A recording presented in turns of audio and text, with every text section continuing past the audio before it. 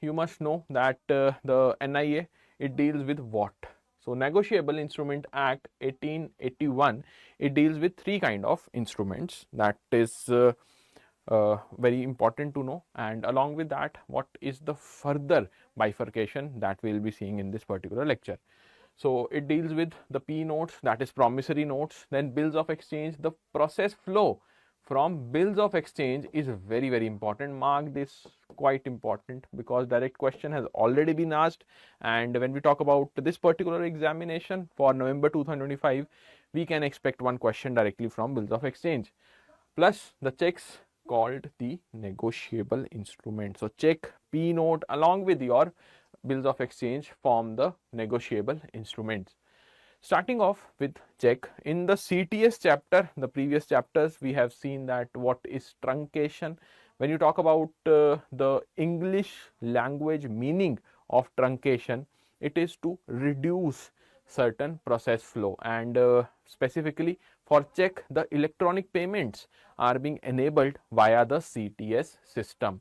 That is the brief background of your truncated check or check truncation system.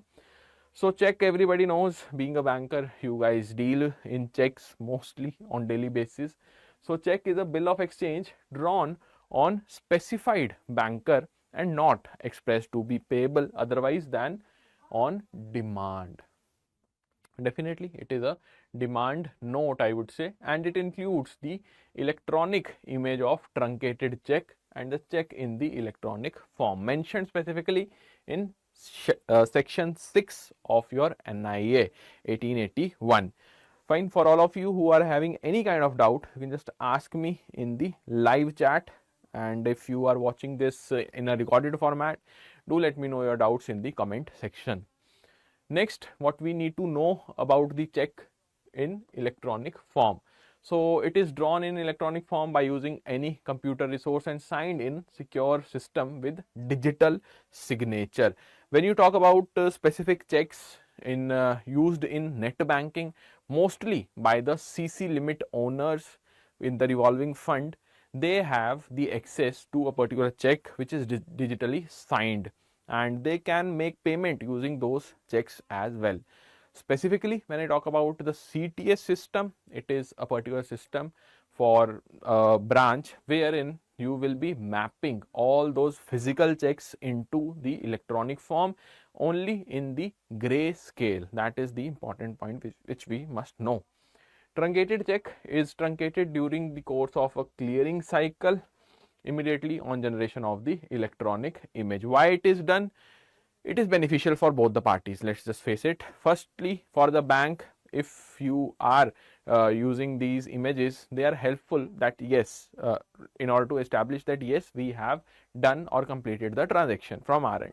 For the customer, why it is beneficial? It is easier that way, that the transaction time has been reduced drastically as compared to earlier. Next, when we talk about the promissory note, another negotiable instrument, it is an instrument in writing, fine, not being a bank note or currency note, containing some undertaking, some type of undertaking will be there on this type of note. Basically, you can say that it is a note. Initially, so it is a note. Promissory note, it becomes afterwards all the documentation has been done.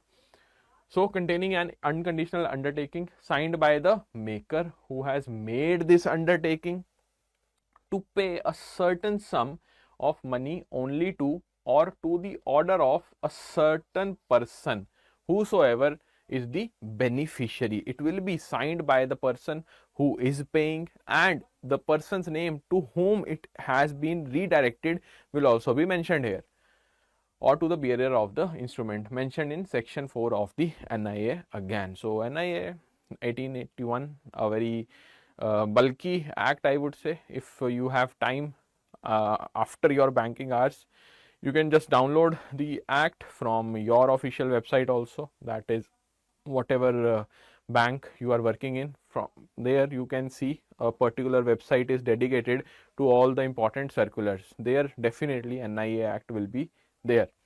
So I promise to pay B or order rupees 500, like that you will find a promissory note.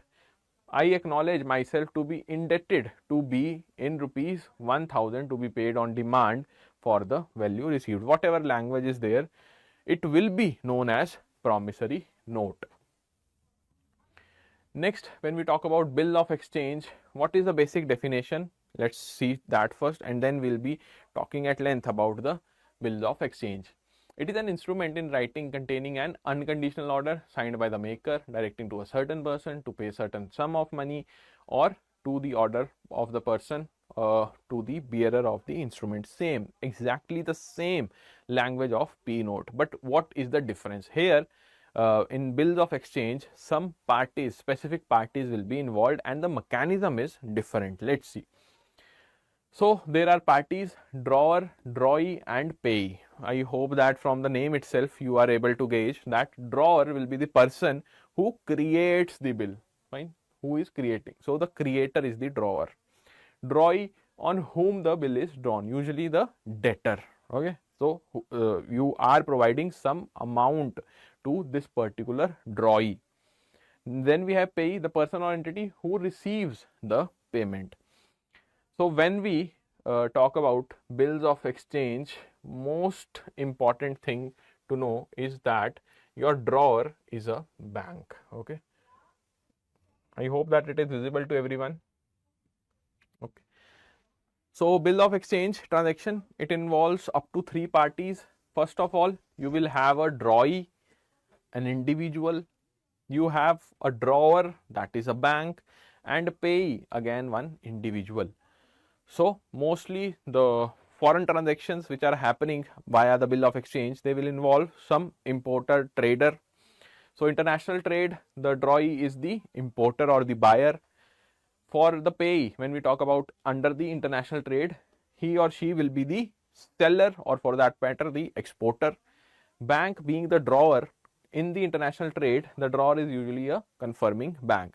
In LCs also you might have seen some part of this type of setup, not exactly the same, but yes, some you can say steps are similar in LC as well. So the drawee is the party that pays the sum. Fine, they are paying this sum specified in the bill of exchange. The payee is the one who receives the sum, so that is the debtor. Here this is the creditor. The drawer is the party that obliges the drawee to pay the payee.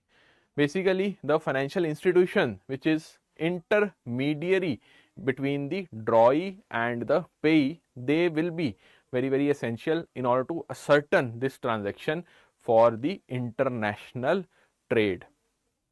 Okay, so I hope the mechanism is clear. The drawee, then drawer, and then we have payee. When I talk about the specifics of drawee, drawer, or the holder in due course, all these terms are again important. So drawee we have seen. Holder, the holder of P note, basically bill of exchange or check means any person that is entitled in his own name to the possession and to receive or recover the amount. So whosoever is receiving the amount, the holder. Holder in due course, it is the holder as payee or the endorsee or the bearer. In case of check payable, to the bearer who for consideration became the possessor of the P note, the bill of exchange or the check, and there is no sufficient cause to believe any defect exists in the title of the person from whom he derived his title. So in due course, the final bearer of that particular check, in case of checks, will be known as the holder in due course.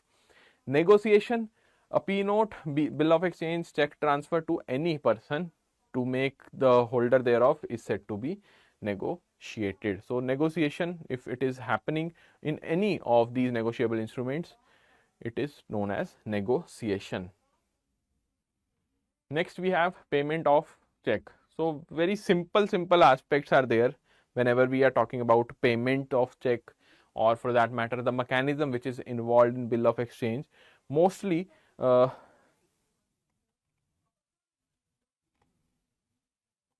okay, so mostly we will find that the negotiable instruments have a common format. Like for check, we know that this type of uh, reference will be there, date will be there, amount is here, here we have the signature, name of the bank, the particular branch, and here we have MICR, MICR. So all these are not that important for the exam, but yes, certain important definitions we must know. So the branch on which it is drawn, the check, with CBS, banks are providing anywhere banking. So a check can be presented for payment at any branch of the bank. No doubt there are certain limits to this, but yes, any branch they can present. Date must be mentioned along with the payee. A check may be made payable to single payee or joint payees, or you can say alternative payees as well. When I talk about the order check or bearer check, the bearer will hold that particular amount whatever is mentioned in the check. Amount stated in the word and figure. So specifically you must remember the section. So section 18, it says that if the amounts in the word and figures differ, amount in the word shall be paid. So figures versus words, words will be preferred. But in practice, these are returned unpaid with the reason amount in words and figures differ. There is a mismatch and penalty will be also levied in certain cases. So in effect, when we talk about the practical banking, the things are done differently, but via a particular negotiable instrument act section, you will say that it will be paid regarding the amount in words. If amount in words is supposingly 20,000, fine, it is written 20,000, and in the figure it is written like this, 2000. So 20,000 will be paid. That is mentioned in section 18. But normally, being a banker, you can also acknowledge this fact. This type of check is unpaid and returned. Okay. Next, when I talk about if the check is all having certain alteration, it is mutilated. So any alteration, any material alteration of negotiable instrument renders it void. Any material alteration should be authenticated under the full signature of the drawer. So whosoever is signing the check again has to sign along with acknowledgement of the alteration. Mutilation, if a check is accidentally torn by the drawer, he may confirm the mutilation and the check can be paid if otherwise in order.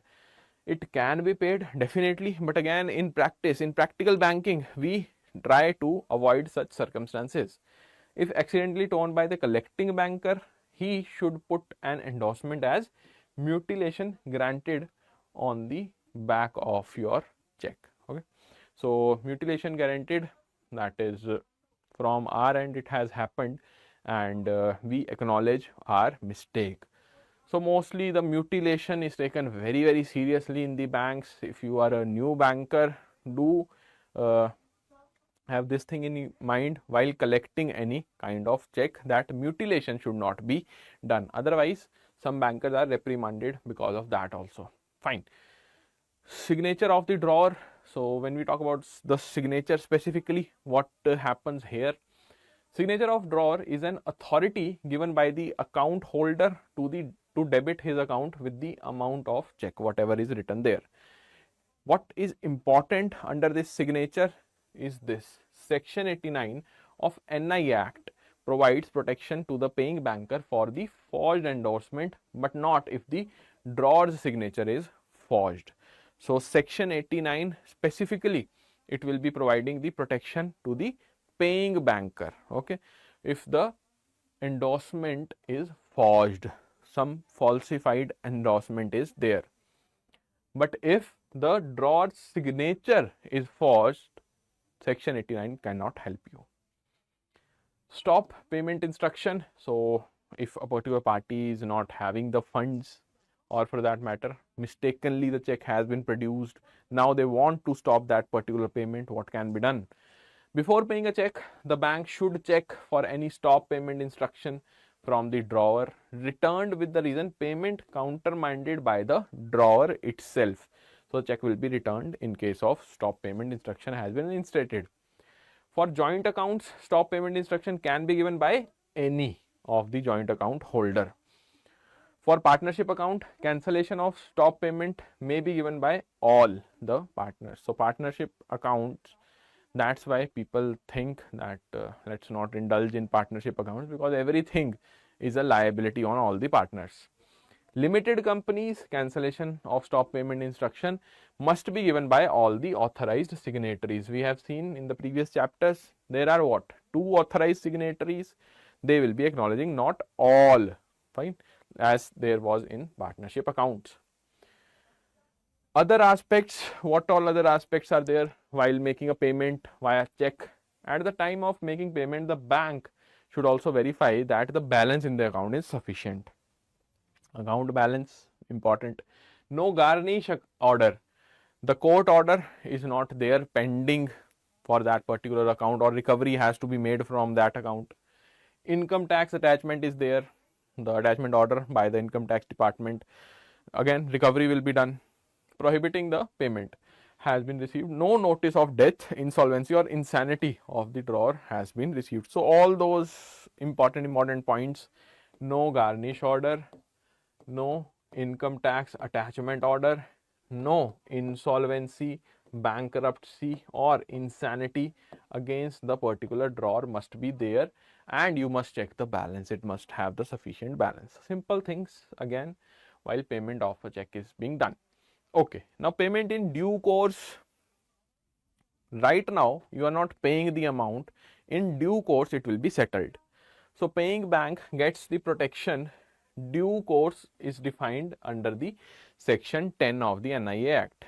It means payment in accordance with the apparent tenor of the instrument in good faith, without the negligence to any person in possession thereof, under circumstances which do not afford a reasonable ground for believing that he is not entitled to receive the payment of the amount therein mentioned.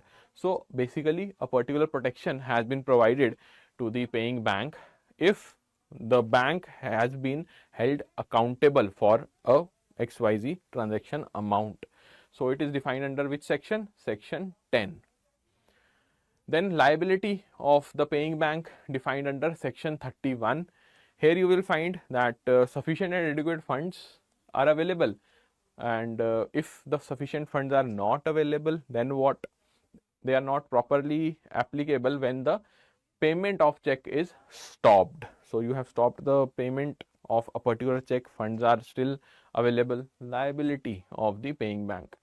When the drawer is dead and the intimation has been received, still you have provided that yes, you can go through, or you can say go ahead with the particular amount which is mentioned in the check.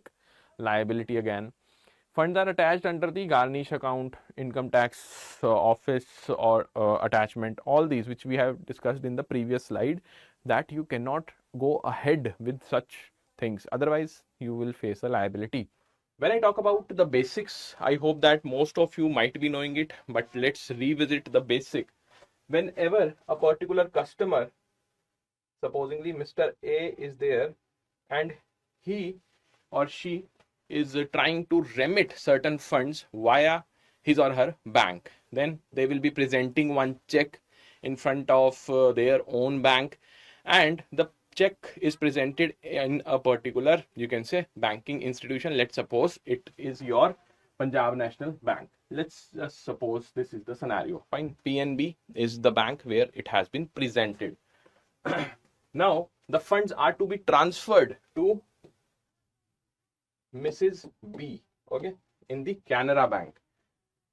The process will be initiated by which bank? By the PNB, and it will be transmitting or transacting the particular amount to the Canara Bank. The beneficiary will be Mrs. B from the Canara Bank. The amount will be debited from the account of Mr. A. Simple things. Here you can say that the banks may be the similar ones, like from PNB you are transferring the amount to another PNB branch, but in that particular case check is mostly not required if the amount is a limited one. When we talk about interbank transfer, then then the debit must be done via a particular negotiable instrument, mostly that is check. Okay, so these are the basics. We will be focusing on the specifics also, like which section of NIA will be governing such types of responsibility of a bank. So when I talk about the important points, duty of a particular bank to honor his customer's mandate is laid down in the section 31. So do remember, the duties of a particular financial institution, that is bank, is being mentioned in section 31 of your Negotiable Instrument Act. When we talk about what are the specifics, what are the bare minimum things which a particular customer must ensure, they must ensure sufficient funds in their particular bank account. Along with that, they must be properly available. What does properly available means? Supposingly a particular customer is having a loan account with the same bank and EMI is due. Okay, so one SI charge will be created if the amount has not been debited yet, and if the similar amount of fund is to be transferred via a check, then we will not treat as a properly available fund. So irrespective of whatever the negotiable instrument you are using, you must have the funds properly available with you. When duly required to do so, it means that the check must be properly drawn and signed by the drawer. So sign is also one of the aspects which is taken very seriously in the banking parlance. And when we talk about the previous unit, in the last lecture only, we have seen what all is required while remitting the funds via check. So sign is also there, then amount in words as well as your amount in the digit format. Okay, if there is certain confusion between digit format and the words, that is the amount is mismatching between these two, then according to the Negotiable Instrument Act, words will be considered, but normally the banks return such type of checks. So as we move further from today only, you will see some integration is required from previous units as well. Like the previous unit involved some specifics about check, we will be implementing those in this particular video also. Some other important points when we talk about the compensate, to compensate the drawer, in case the banker refuses the payment wrongfully, then he is liable only to the drawer of the check and not to the endorsee or the holder. So there are certain exceptions to this also, except when the bank is wound up, in which case the holder becomes a creditor entitled.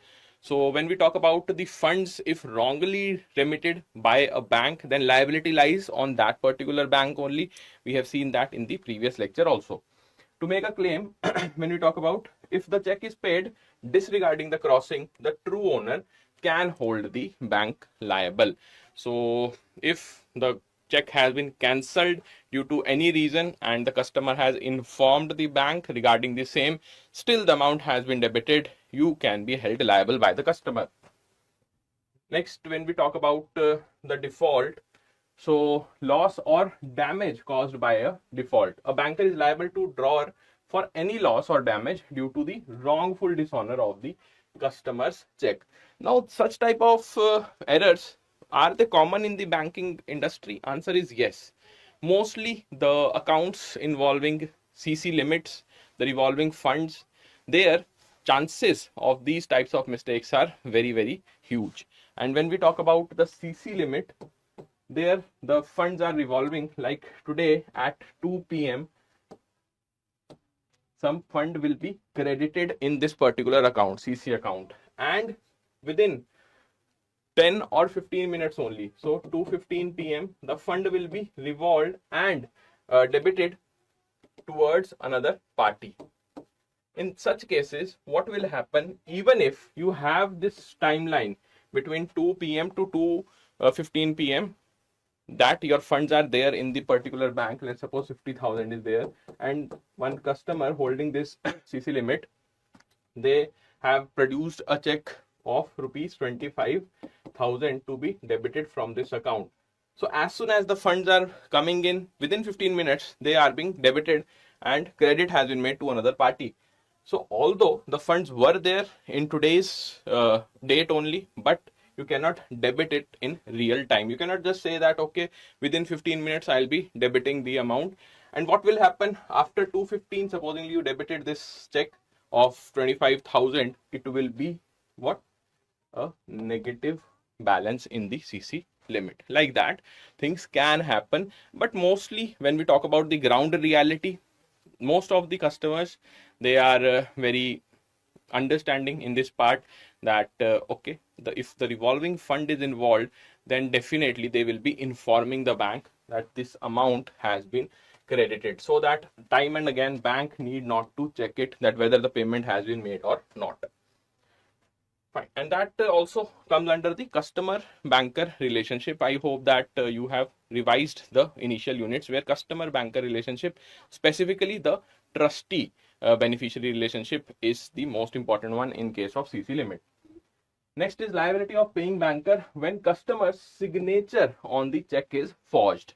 We have seen in the last lecture that if the signature are forged, chances are there that the re-endorsement will be done by the particular owner of that account, and they can sign again and acknowledge that yes, it has been done by mistake. Otherwise, the check will be, you can say, returned to the particular bank. Mostly these things happen. And when we talk about the old age owners, they have various inhibitions that their sign or their signature will be forged. That's why they also sometimes do not know that what kind of sign they have made. So as a banker, it's our responsibility to be very serious while handling such cases. Otherwise, the liability lies on you. When the customer signature on the check is forged, there is no mandate to the bank to pay. So you are not liable until and unless you have paid the amount. In a joint account, if one of the signatures is forged, then there is no mandate and the banker cannot make the payment. If there is no mandate, the customer has not acknowledged the mistake, you need not to pay the amount. Okay, so in case you have any kind of doubt, you can just ask me in the comment section also. Fine. Next, the payment to be in due course for the bank to seek protection. Here there are certain judgments of Supreme Court. Various high courts have also made judgment pertaining to this type of issue, and for our examination, the case study type of question can be asked from this particular topic. So the Supreme Court in Bank of Bihar versus Mahabir Lal, 1964 is the case listing in Supreme Court, held that banker can seek protection under Section 85 only where payment has been made to the holder, his servant or agent. That is, payment must be made in due course. The entitled person must have received that particular payment, and the customer's account which has been debited, he or she acknowledges this fact. Then only you are free to go. Otherwise, the liability will be lying on you. The expression payment in due course has been defined in Section 10 of the NIA. So NIA automatically becomes the sole act which you need to read also the important sections of NIA 1881 if you are very serious about your learning in the cash department, cash and check department, all the negotiable instruments department, I would say, to mean payment in accordance with the apparent tenor of the instrument in good faith and without negligence to any person in possession thereof. So if there is a negligence, but obvious, your liability will be held. Otherwise, what will happen? The particular bank can hold the customer liable for their own mistakes under circumstances which do not afford reasonable ground for believing that he is not entitled to receive the payment of the amount therein mentioned. So the third party where the amount will be credited, they can also be questioned for any false information provided, if any. Next, when we talk about Section 89, it gives protection to the paying bank of a check which has been materially altered.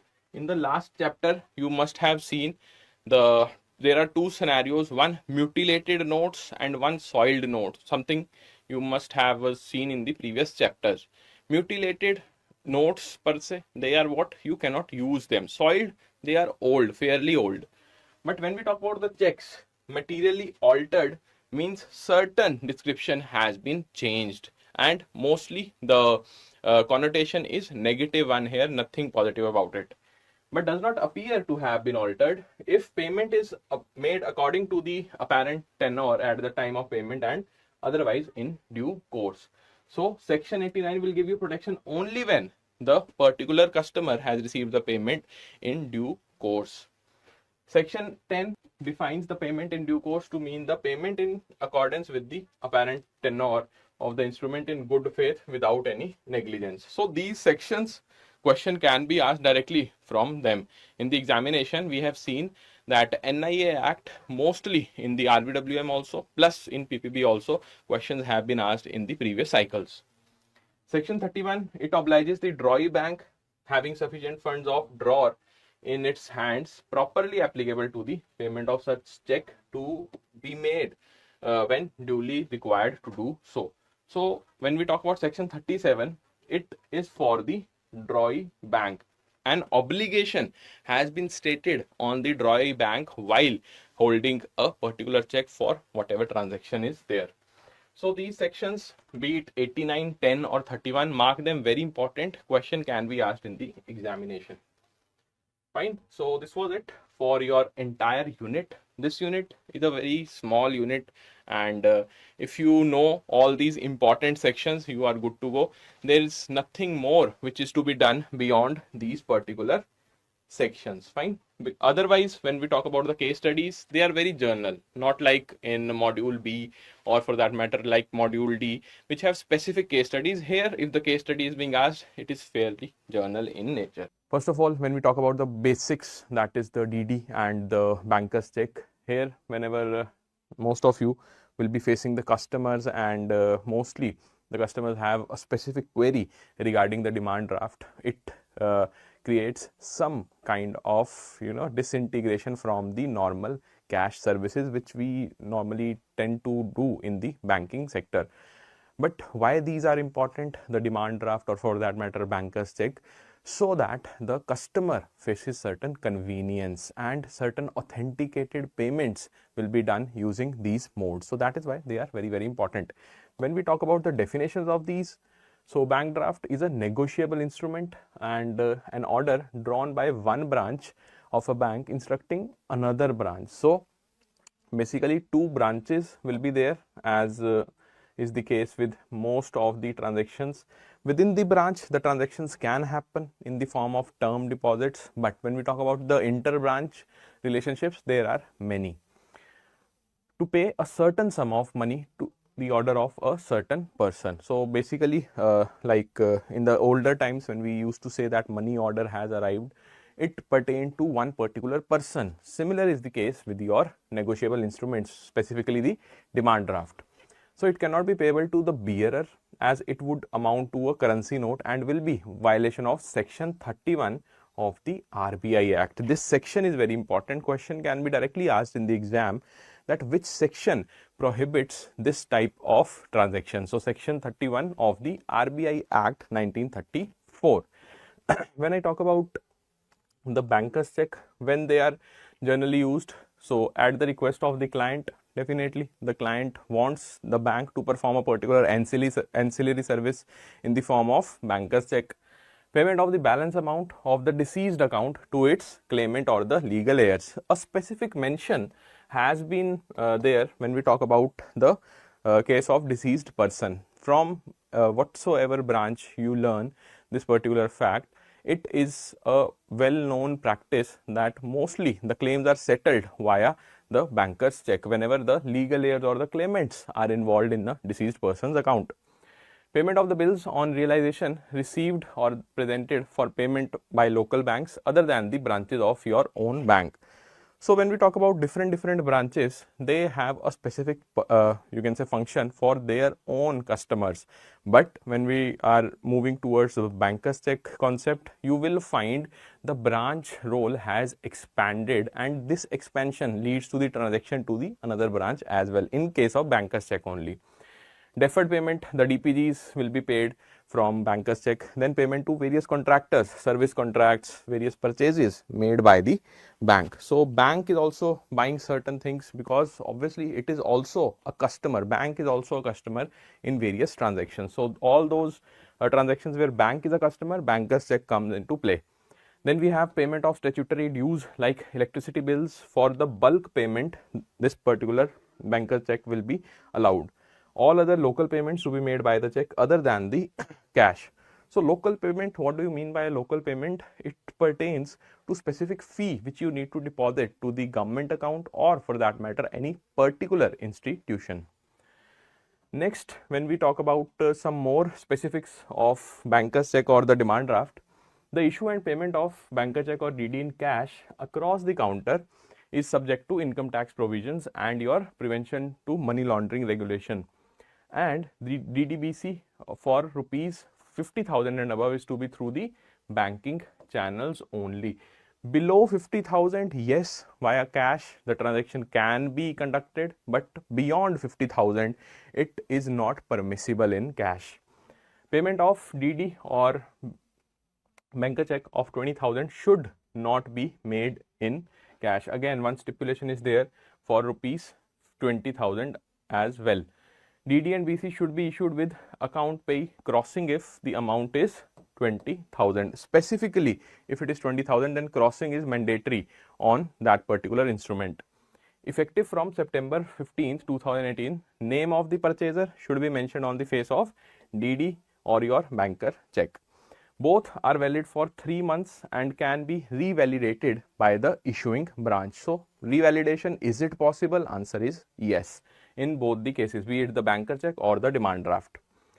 Now, when we talk about the revalidation for DD, a DD is revalidated only once within 1 year from the date of issue. This particular figure you must remember, that is 1 year, because directly question has been asked once in the examination that what is the time limit for the revalidation of a particular demand draft. It is 1 year. After 1 year it is cancelled. Purchaser of DD or BC has no authority to countermand its payment after its delivery to the payee. That goes without saying because the transaction has been completed.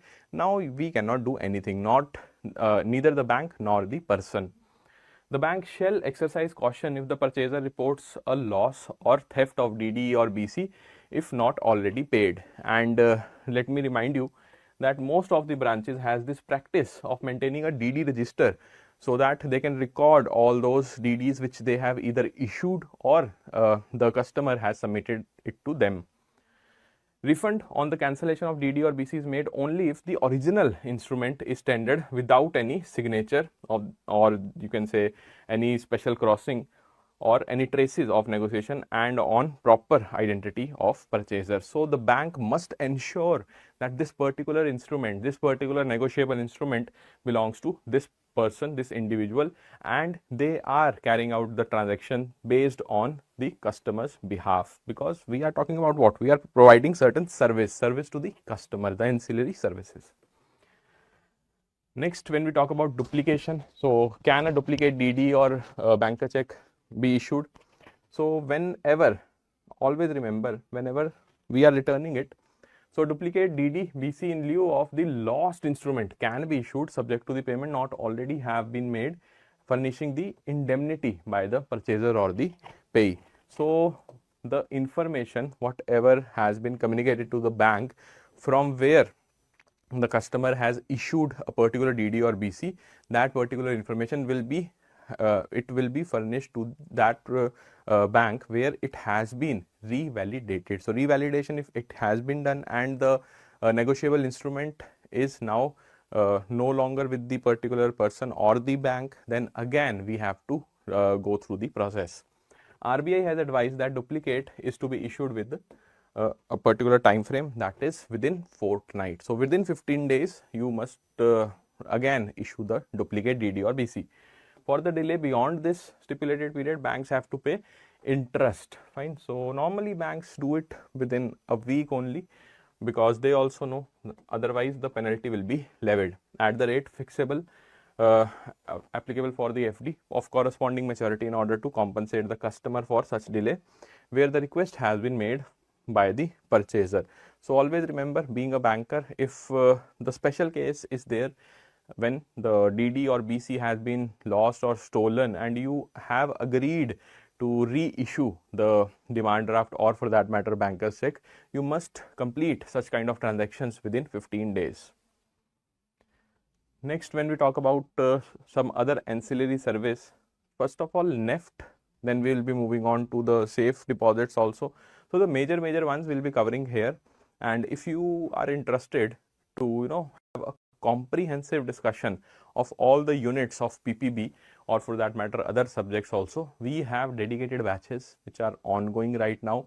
We have increment batch, we have success batch specifically for the English medium audience. So if you are very serious about this examination which will be held in within a time span of what, 4 months, less than 4 months now, 2nd of November is the examination date for the first exam, that is IIFS.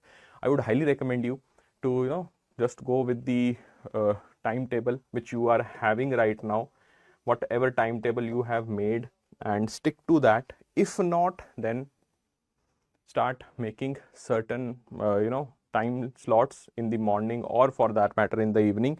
If you are unable to make that, unable to have that consistency which is required to crack this exam, I would highly recommend that you should go through the curriculum of these courses which we are providing on the website. You can see that.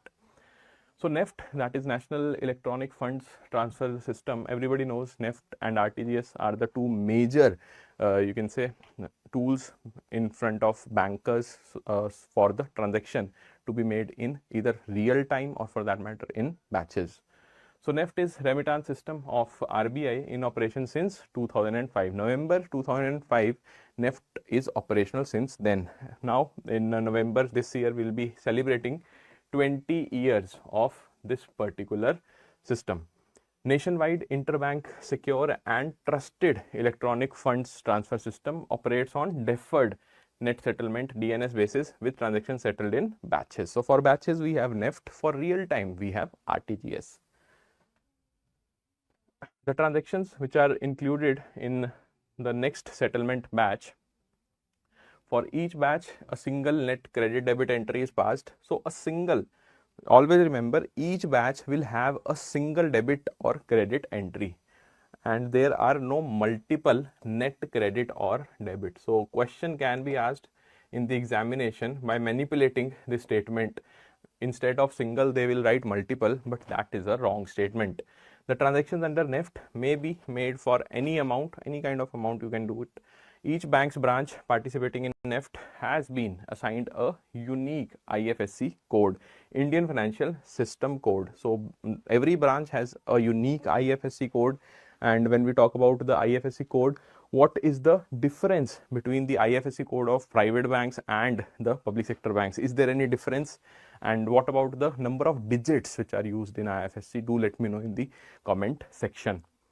NEFT system also facilitates one-way fund transfer from India to Nepal. In the previous chapters we have seen the specific scheme for Indo-Nepal remittance. We have for your, you can say, remittances which are going to the Nepal bank. Fine. So thus, like we have the State Bank of India, the largest bank here. Similarly in Nepal also they have the largest bank in the name of Nepal Bank. So Indo-Nepal remittance facility scheme has been instated for transferring the funds from India, all those people of Nepal who are working in India and remitting the you can say their salaries or funds to their family back in Nepal. They are using which system? The NEFT system. When we talk about the RTGS, again it is electronic payment environment where the payment instructions are processed on a continuous or real time. Always remember, this is the basic difference. Batches for the NEFT, real time is for the RTGS. Okay, and settled on gross or individual basis without netting the debits against credits. So single net credit and debit is there in one batch of NEFT, but here there is nothing like that. You are not singling out any kind of debit against credit. The transactions are processed continuously on a transaction by transaction basis, And when we talk about RTGS, it is mostly done by the individuals. For the parties, when we talk about the CC limit or the revolving fund, they prefer NEFT only until and unless there is urgency. RTGS is available round the clock on all the days and allows transfer of fund on almost instantaneous basis. When we talk about some other aspects of RTGS, the receiving bank has to ensure that the beneficiary account is credited within 30 minutes of receiving the RTGS message. Minimum amount 2 lakh, no upper ceiling is there. Fine. So again, no upper ceiling, but minimum amount is there, that is 2 lakh. Next we have EBT, and why EBT is important for our discussion. Simply stating, when we talk about the social inclusion, or for that matter financial inclusion via the Jan Dhan account, Pradhan Mantri Jan Dhan Yojana, from there this concept has been a very popular one since 2014-15. Why? Because directly you are transferring the benefit of the beneficiary, which is supposed to get one particular amount from the government without any interference from the intermediary. And the similar structure, you can say, is via EBT, that is electronic benefit transfer. So when we talk about EBT, it is a product for financial inclusion through which payment reaches the beneficiary's bank account. The success of any welfare scheme or the state benefit transfer must ensure timely disbursal of the benefits without any leakage. What kind of schemes are there when we talk about the types of schemes in our nation? Mostly the social inclusion schemes or the social incentivized scheme like your NREGA. So NREGA, then you have National Old Pension Scheme, insurance scheme also, and some benefit will be directly transferred via your PMAY as well. So all those schemes which are there for the social inclusion as well as the financial inclusion objective, they will be covered under the EBT system. It functions on one district, many banks, one leader bank model. So various banks will be aligned via one district. In one particular district, you have many banks. One leader bank will be there, and this particular model will be finalized in every district. State government deals only with one leader bank in a district designated by the consultation of RBI's regional office in that particular state and for the district itself. When we talk about the SLBC, the state level bankers committee is also there, and the lead bank scheme having the purview over the entire banking system in one particular district is also involved in this setup. Leader bank makes the arrangement with other banks in the district or the revenue sharing contract. Nodal department is designated in the state government to deal with the leader bank for all these schemes. So nodal department, whatever department is there for which the scheme has been implemented, like the department for agriculture and farmer welfare is there. Then you have for the education ministry, various departments are there. Then for health ministry, we have various departments. For women welfare, for the health and nutrition of the babies, the infants. So various departments will be involved with respect to the specific scheme which they are implementing via the EBT. Okay, so participant banks, they will enroll all the beneficiaries, open their bank accounts and issue smart cards to them. Every month what will happen? One leader bank which was assigned, it will receive the funds from state governments in the saving account opened by the nodal department with it, and transfer funds to other banks for credit to the accounts, and ultimately the final beneficiary will be having or receiving those funds. The participating banks credit the funds to the accounts of respective beneficiaries on that particular day only. So same day transaction will be there when we talk about the EBT scheme. Fine. So this was it for the ancillary services. As you know that PPB is a huge subject, the most bulky one, and module A and B, they cover the largest chunk of your syllabus in PPB. But always remember, do not ignore module C and D as well. If you are preparing on your own, start with module C and D so that you gain certain confidence that yes, I have covered 2 modules out of 4, and ultimately in the examination hall also you will carry out that particular confidence. So when I talk about financial inclusion, normally we feel that it is more of a rural settlement or semi-urban settlement kind of thing where they are more prevalent. Why?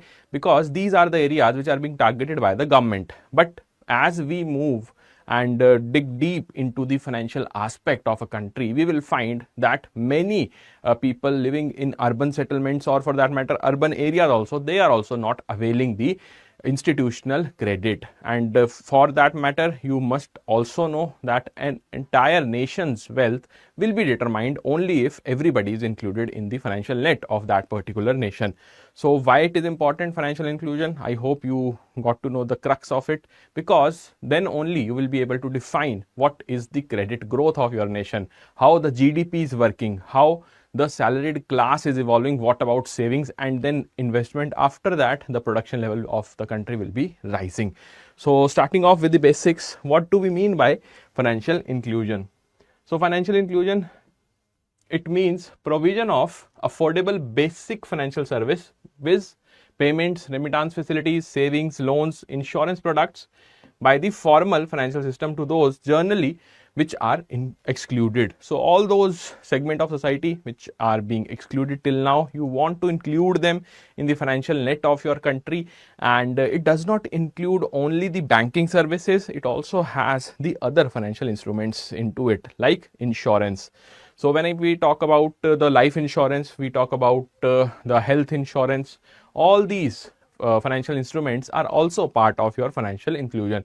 That is why I was saying that most of the people living in the urban areas also, they do not fall entirely into this financial net, thanks to the lack of insurance penetration in the urban areas as well. Next, when we talk about the extension of banking services specifically, because we will be focusing on these services. Insurance we will be taking up in the other subjects, like IIFS will be talking about insurance products also. But for PPB, you should restrict your concept of financial inclusion towards the banking system only. So first of all, use of BF, that is your business facilitators, and BCs, that is business or banking correspondents. Why they are important? See, whenever we talk about a banking system, we only find a mention of a physical branch, and along with that, some staff members of that particular bank are sitting there delivering certain services or the banking products of that particular bank. It is just one part.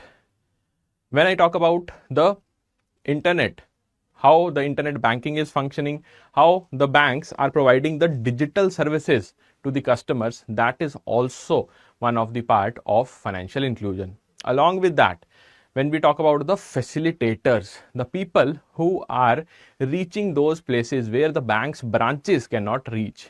So the business correspondents, the banking correspondents, or the business facilitators, they are being hired by the banks and they are being directed by those banks to deliver the services which are not so easily delivered in those areas, especially the rural areas or high terrain areas. So when we talk about BF or BCs, RBI has permitted to use the services of NGOs, SHGs, microfinance institutions, MFIs, and other civil society organizations as intermediaries in providing the financial and banking services based on business facilitator and business correspondent models. You will be surprised to know that RBI is very serious when it comes to BCBF model. Why? Because the financial inclusion must have a specific instrument within itself, that is the disbursement of money. The people who are living in rural areas, normally what we have heard of or what we have learned over the past few years, that now they are not so dependent on the private money lenders. Earlier they used to be dependent on them even for the simple cash which belongs to them only. They just want to deposit their cash to a private money lender. For that service also, they used to charge the customer. But now, since the BCBF model is there, since the banks are proactively opening up the branches in also the remote areas, we are having a particular financial net where you will find most of the services are being delivered in real time by the institutional lenders only. And who are the institutional lenders? They are the banks. Fine. BF model, that is your business facilitator model, the eligible entities and the scope of activities. Normally we think that only the agencies, from various agencies we tend to hire the BCs and BFs, but there is a list to which the customers can have these services via all these particular individuals, or for that matter entities. So NGOs can act, SHGs can act as the BF, that is business facilitator, farmers club, the cooperatives. Here you won't be having the cooperatives like Urban Cooperative Bank or the state cooperatives. No, they are not included because they provide the services under the branch model. Community based organizations, and in this community based organization only we find the mention of SHG also. SBLP, that is your SHG bank linkage program of the NABARD, somewhere down the line it is based on this model again. IT enabled rural outlet of corporate entities, post offices, insurance agents, well functioning panchayats. So the Zilla Parishad will be directing the panchayat, the Gram Sabhas, the Gram Panchayats to follow the business facilitator model, so that financial inclusion will be ensured in the particular village. Village knowledge centers, agri clinics, you have agri business centers also. Now what about the clinics and business centers? See, when you talk about agri clinics, the knowledge is being imparted to the agricultural areas where rural credit is required, or for that matter the services pertaining to banks is required. So these two clubbed together, you will be having specific agri clinics or agri business centers. Then we have KVKs, that is Krishi Vikas Kendras, normally a tele service which is being implemented by NABARD under the aegis of NABARD. But nowadays not that you can say lucrative for the rural people. Why? Because now they have the digital instruments in the form of mobile. Khadi Village Industries Commission or the Khadi Village Industry Board units, KVIC, you can say is one of the implementing agency for various schemes in rural India, and that is why RBI has permitted it to follow the BF model. Next, when we talk about certain implementation part of your BF model, identification of the borrowers and fitment of activities is one of the part or the initial portion from where the business facilitator will be running their business and providing the services. Collection of preliminary processing of loan. So when we talk about providing money or the credit in rural areas, specifically it was in the domain of RRBs, but nowadays all the particular banks, they are having tough competition. Somewhere down the line competitiveness has been imbibed in RRBs as well, and the focus which was earlier there only for the farmers, it has been wavering. In that particular scenario, you will find the BFs to fill in the gap for loan or the credit delivery. Application including verification of primary information, creating awareness, educating, debt counseling. See, this is one of the major concern in the rural credit.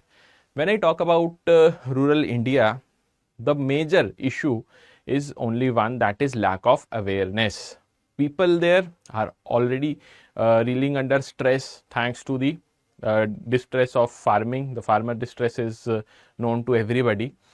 But if you create awareness there, more or less they will not be following the path of private money lenders, and they will avail the institutional credit. What in turn it will do? It will provide certain leverage to these farmers so that they can re-deposit or re-enter into a particular contract which will not create further stress. Education should be done. Debt counseling is also one of the part of BF model.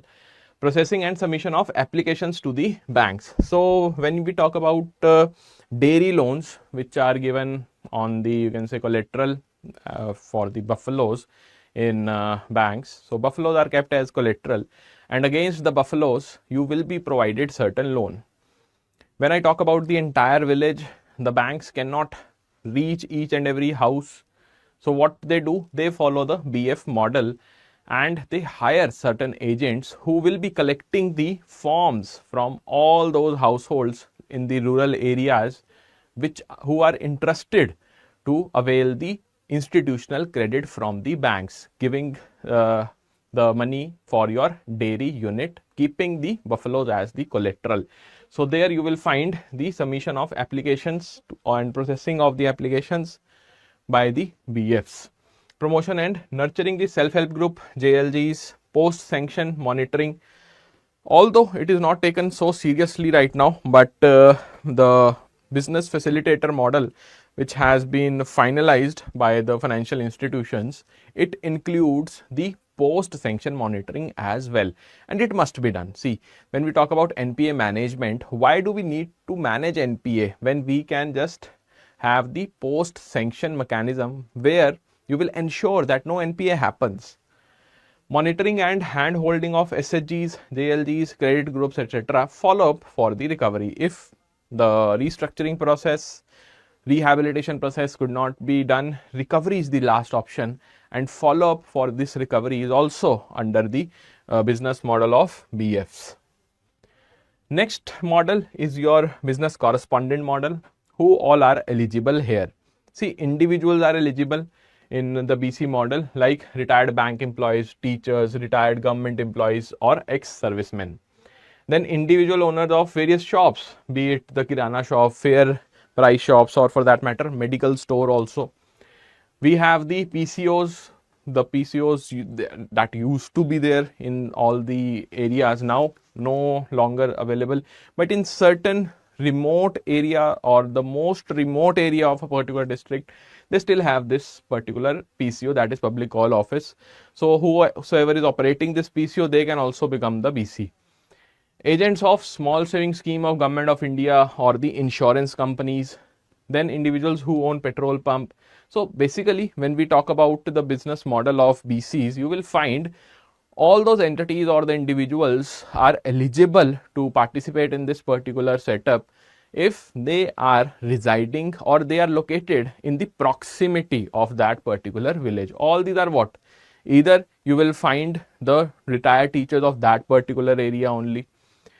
When we talk about the shops, again, proximity must be there for that particular area from where the institutional credit will be started.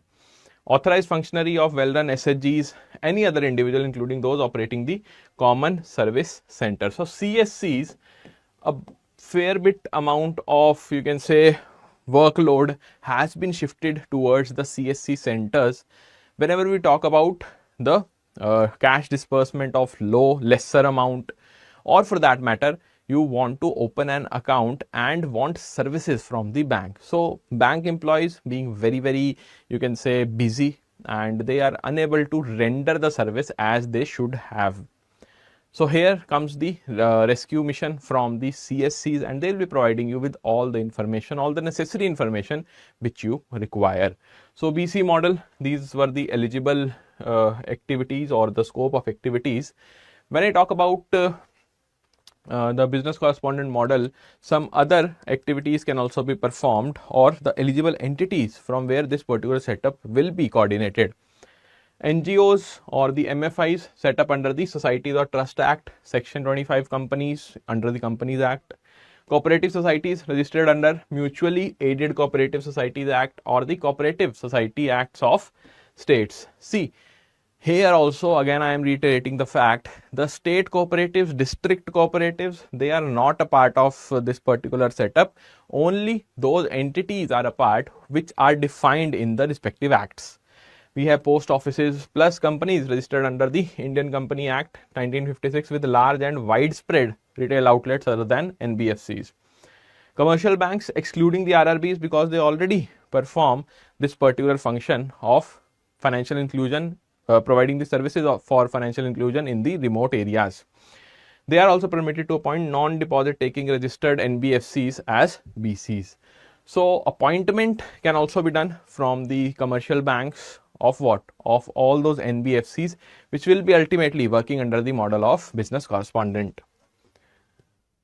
Next, we have the NBFCs. The condition for engaging these NBFCs to ensure there is no mixing of bank funds with those of NBFCs which you have identified, which will be providing the services under this model. specific contractual arrangement for all the conflicts of interest to be adequately taken care of. So you must be knowing that whenever there is multi-party involved in a particular setup, you will find conflict of interest. Yes or no? When we talk about the NBFCs, they are being hired by the commercial banks to perform the activities under the BC model. So whatever activity is being performed by NBFCs, it must be having certain rules and regulations to be followed from the model of that particular commercial bank. It might involve conflict of interest. Bank, to ensure these NBFCs does not adopt any restrictive practices, that is offering the saving or remittance functions only to own customers, forced bundling of services, or you can say bank. So always remember, NBFCs, the non-banking financial services, or the companies, they have this model that they will be having a net of customer, and whenever the tie-up is happening between a commercial bank and the NBFCs, you will find certain favoritism going on in that particular area, be it in the form of loan or for that matter opening up the account. This is prohibited by the BC model. Next, what else we can learn about the scope of activities? The scope of activities of BC may include the following activities: identification of borrowers. You are identifying that these particular segment of society, they need some money.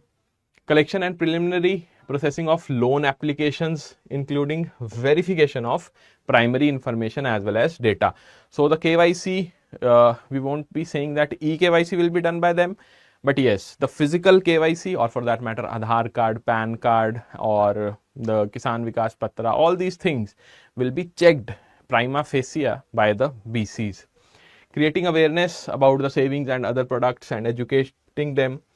Processing and submission of application to the banks. So banks will also be participating in the, you can say, loan process, loan processing, but the initial step, that is collecting the application, collecting the loan applications, will be done using the BC model, business correspondent.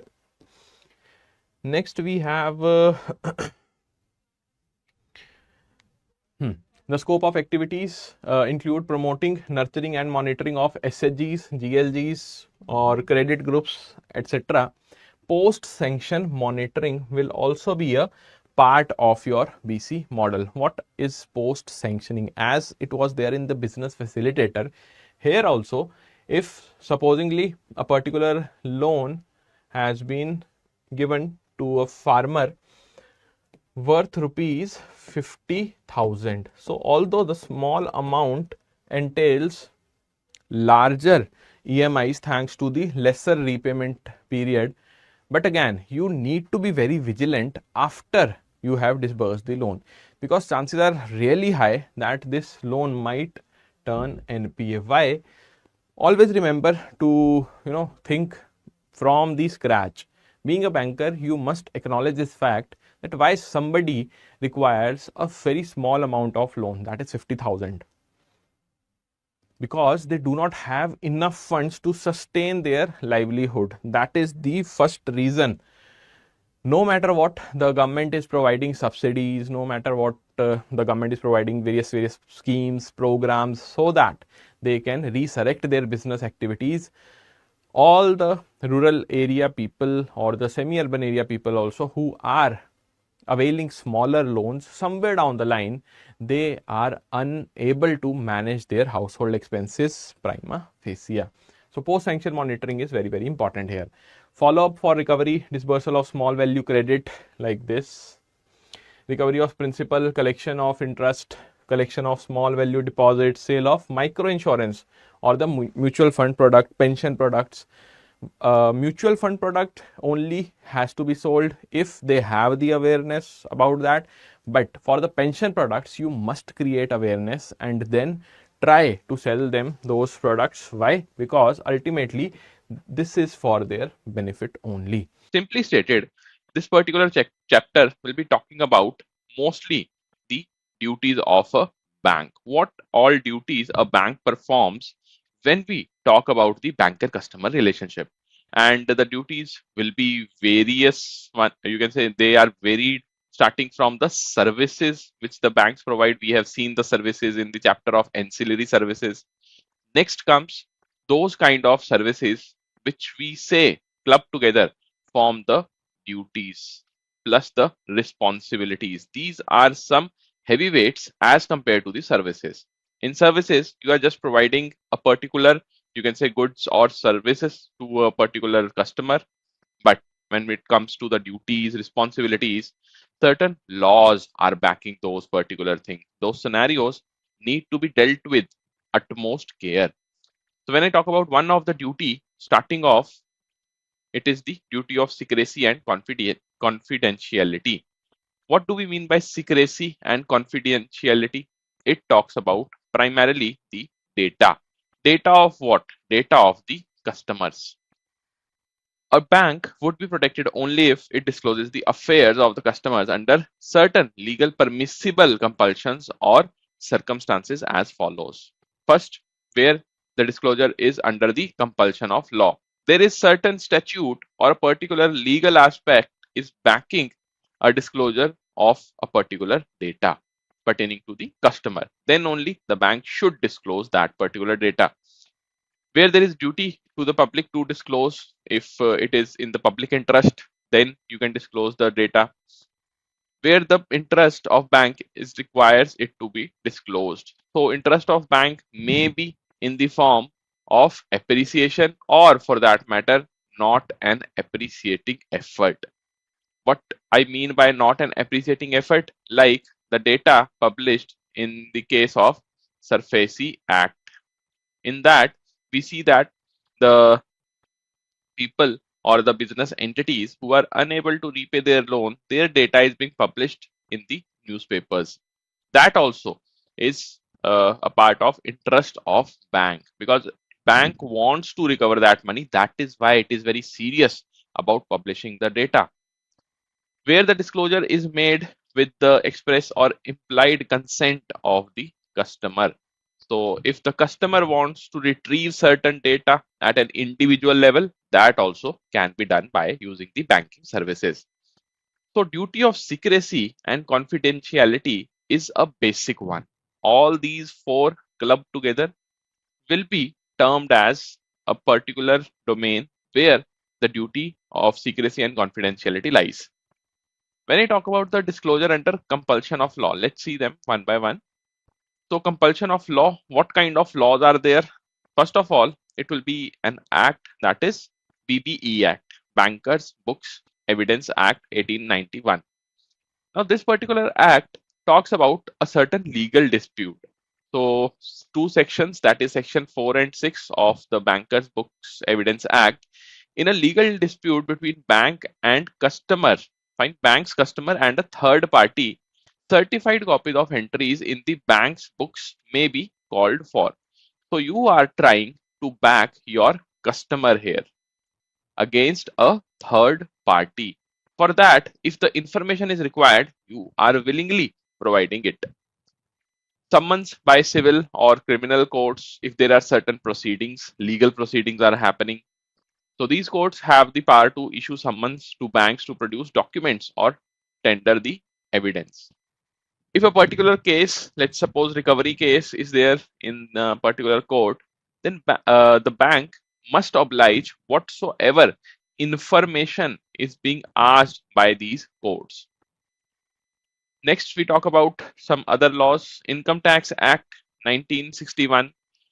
Here, the section 133 of the Income Tax Act may call for books of accounts or other documents from the banks. When we talk about the books of accounts or other documents, they are directly related to the customer's account. So just think in your mind and tell me whether such cases are pretty often in the banks, that every customer the data will be asked or being retrieved by the income tax officials. Answer is no. Only those perpetrators who are having certain illegal activities going on in their accounts, they will be questioned by the income tax authorities, and indirectly income tax authority can provide a particular summon to the banks also that they need a specific information regarding a customer. Some other acts under the compulsion of law disclosure. The other relevant acts under the information can be called for from a banker are Companies Act. You have RBI Act 1934 and FEMA and Gifts Act. All these are the very, you can say, common acts under which information can be seeked by the respective authorities from banks. Now, once we talk about the duties of a particular bank, they are multifold, responsibilities are multifold, and all those laws which we have just seen, all those acts which we have seen, more or less, they are more than enough to cover entire gamut of services which the bank will provide by providing the information to those particular authorities. When it comes to providing services to a common man in India, we have a particular board that is known as Banking Codes and Standards Board of India. Short form, you must have heard it, BCSBI. That is how we know it normally, but the full form is Banking Codes and Standards Board of India. What was the reason why it was started, and right now when we talk about 2025, how relevant it is? All these things we'll be studying today. So in November 2003, RBI constituted the Committee on Procedures and Performance Audit of Public Services. So Committee on Procedures and Performance Audit of Public Services under the chairmanship of Shri S.S. Tarapur. So Tarapur Committee on, you can say, the Procedures and Performance Audit of Public Services was constituted by the RBI. Who was Sri Tarapur? He was the former deputy governor. And what was the aim of this particular committee? See, the name of committee is very important here. Committee on Procedures and Performance Audit of the Public Services. So the aim was to address the issues relating to availability of adequate banking services to common man. As I was telling you in the initial, you can say, part of this particular video, that one thing is services which the banks provide. But when we take these services very seriously and we want them to be implemented at grassroots level, more or less we talk about the responsibilities. Fine. They no longer remain a service, they become a responsibility. And BCSBI will ensure that these responsibilities are being taken care of very, very seriously. The committee recommended setting up Banking Codes and Standard Board of India, BCSBI, on the lines of Banking Codes and Standard Board functioning in UK. So you might have seen that in Indian economy and also other developing economies, we have taken certain, you can say, examples from the foreign or the developed nations and tried to implement them in our country because these models have worked in those countries and we want to aim for the efficient methods which are already going on in the developed countries. So if a question is being asked that BCSBI model has been uh, taken up by India from which of the following nations? So the correct answer will be UK, that is United Kingdom. What is the history of BCSBI? As you know that it is a registered entity. So the BCSBI was registered as a separate society under the Society Registration Act, the SRA 1860. You must remember the act under which the BCSBI has been registered. So Societies Registration Act 1860 and on which date? 18th Feb 2006. That is the date when it was registered. When we talk about the committee, it was set up in 2003. So it took roughly 2.5 years for the committee to, give the final verdict and the formation of BCSBI happened. What is the main objective? It is to plan, evolve, prepare, develop, promote, and publish comprehensive codes and standards for the banks for providing for fair treatment to their customers. So fair treatment, that is the sole aim which is being ensured via BCSBI. Fair treatment includes everything. It includes when the customer is stepping in the branch, how you greet the customer, how the customer feels in the physical environment of your branch, how efficiently you are doing your work. Is there any complaint of the customer? If there is a complaint, how you are handling that particular complaint? If you are not handling it properly, what all the customer can do? All these things clubbed together, they will be forming a part of fair treatment.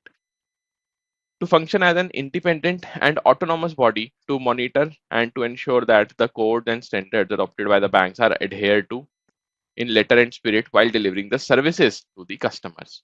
Now, why specifically banks have to ensure these codes? Because ultimately they are providing the services, and their respective boards have this particular liberty to engage in the BCSBI on their own terms. But the essence of BCSBI must remain there.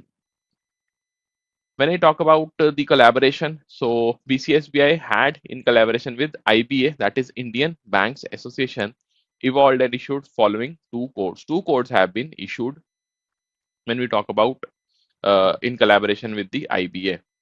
So BCSBI plus IBA has taken the matters very seriously, and right now we have two codes in our country. Code of Banks Commitment to Customers, issued in 2006 in the starting of BCSBI, which was revised in 2018. So the revision happened when? In 2018. To remember the timelines.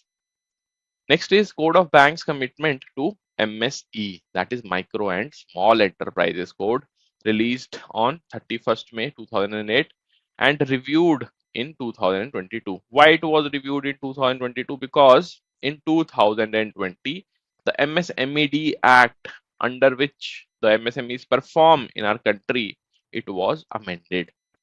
And the review is still due because in Feb 2025, again, the limits of MSME have been revised. So ultimately, in the upcoming months, you might find a committee or so which is being created again to revise the guidelines under the Code of Banks Commitment to Micro and Small Enterprises. When I talk about the MSME, it is micro, small, and medium enterprise. But here we are only focusing on micro and small. What about the medium enterprise? One more M is there, no? That is medium. So always keep in mind that in India, the medium enterprises are very minimal. Micro and small enterprises clubbed together, they form more than 97% of the MSME industry or the MSME enterprises in the country. So that's why special focus is there always on the micro and small enterprises. Second reason is that rural and urban and semi-urban areas, these are being targeted under the micro and small enterprises. Urban areas, more or less, they do not have that much concentration of micro and small enterprises. And ultimately, when we talk about the last mile delivery or the financial inclusion, micro and small enterprises will be playing a huge role. So that's why a specific code is there, Code of Banks Commitment towards micro and small enterprises. What is the present status when we talk about today?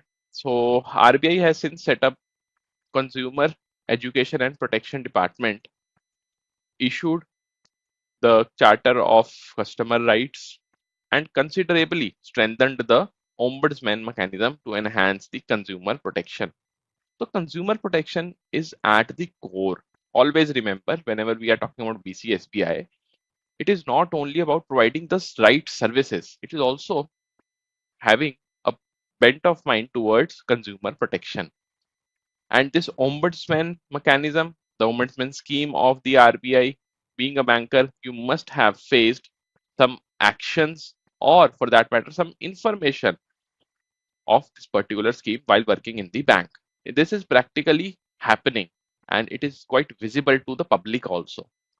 So a great step which has been taken by the RBI, a commendable one when it comes to protecting the customer rights. It was accordingly decided to dissolve the BCSBI, and BCSBI is no more functioning. The codes issued by BCSBI continue to be applicable to the banks. So when we talk about the core function of BCSBI, it was what? The consumer protection along with the customer rights must be intact. And that has been carried forward by the ombudsman mechanism. Because ultimately, when we talk about the regulator, that is the RBI, it will decide whether the banks are taking customer rights seriously or not. So, what are the key commitments under the codes? To act fairly and reasonably in all their dealings with the target customer. Act fairly. That is the sole. To help customers to understand how banks' financial products and services are working. So, providing the information awareness. So also, you can say one of the aspect here to help customers use their account and services, whatever you are providing them. So, not only delivering the services, but making continuous efforts to impart knowledge to them how you can use those services to deal quickly and sympathetically with things that go wrong. So when we talk about the issues being faced by the customers, those must be addressed. To treat all personal information of the customers as private and confidential. So respecting the privacy is also one of the idea under the codes. To publicize the code, make aware the customers, to adopt and practice a non-discrimination policy. You need not to discriminate any customer on any ground. That is also an important thing. If we talk about the grievance redressal, so every bank is required to give a particular window, a particular opportunity to the customers so that they can resolve their grievances. So every banker or the every member bank is required to have a help desk or the helpline at the branch itself. Helpline number must be there. Have a code compliance officer, that is CCO, at each controlling office above the level of branch. So the code compliance officer, this particular post must be there, and where it must be present, it must be present in that office which is having the power over the branches. Display at each branch name and contact number of the code compliance officer. Now, just to give you a heads up, how many of you think that in your branches you have displayed the CCO number? Anybody who wants to share an experience that yes, it was not earlier there in the branch, but since you know that it must be there, so you were the one who initiated this process. Display name and the address of ombudsman must also be provided in the branch. Now let's talk about the obligations on the customers. The customers, when using these services, have certain duties. Again, the banks have certain responsibilities, some duties. Similarly, customers will also be having certain duties. So to provide the required documents whenever the banks ask, that is one of the major duty of the customers. To keep the passbook, checkbook, and debit card safely, whatever the services banks have provided you, respect that service and treat all those documents with equal importance.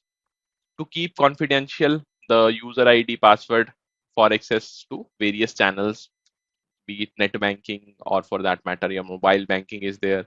To inform promptly the bank about an unauthorized transaction noticed in the account.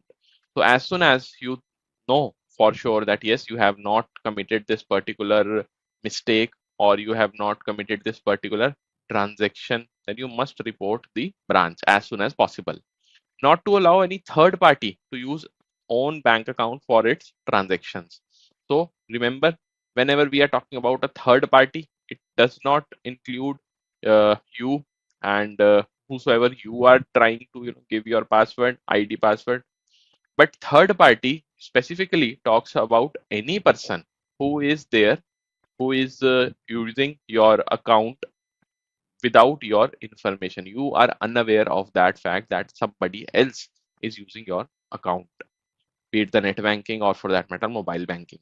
So you need not to allow such kind of activities, not to provide any personal or account related information, including user ID, OTP, to anyone purporting to call on behalf of the bank. Nobody, always remember, in the bank will call you and ask for your user ID, password, or for that matter OTP. So you must be very vigilant in all these things. Similarly, not to share any information with any person purporting to represent the bank visiting personally. Okay, so all these things, although they are very basic, but yes, these come under the duties of the customers. Plus, not to click on any link which you have received through emails for accessing the bank's website. Always go to the official domain of the bank's site and then log in the log in using the ID password. To sign all the checks or forms or letters as per the specimen's signature, whatever SS you have provided to the bank, maintain that specimen signature. To use non-home branches only for permitted transaction and when it becomes essential. And do not just make an issue of that thing that, okay, I am a customer, you should be delivering me all the services, even if I am not your even if this is not my home branch. So always remember, in non-home branches, there are certain stipulation on the bankers also. They willingly, even if they are willing to provide you, they cannot provide you those services. To register one's own mobile and email ID with the bank to get instant alerts, not to store important banking data in mobile, email, purse, or wallet, to use only verified, secure, and trusted websites. Again, the domain name must be there in your mind always. To use debit cards, credit cards only at authorized ATMs or merchant establishments. To change one's online banking password and PIN regularly. You must keep on changing